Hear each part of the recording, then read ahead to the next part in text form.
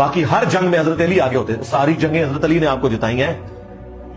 بدر میں کن کا نام ہے، احد میں کن کا نام ہے، خندق میں کن کا نام ہے، خیبر میں کن کا نام ہے؟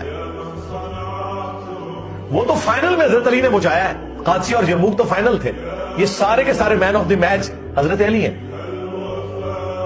تبوک کے موقع پر نبی اسلام عورتوں اور بچوں پر چھوڑ کر جا رہے تھے، حضرت علی رو پڑے تھے، فرمایا تو اس بات پہ راضی نہیں کہ تیری میرے ساتھ وہی نسبت ہے جو ہارون کی موسیٰ کے ساتھ، مگر میرے بعد کوئی نبی نہیں، اس پلانٹ ارتھ پہ اس سے بڑی کوئی فضیلت نہیں ہے۔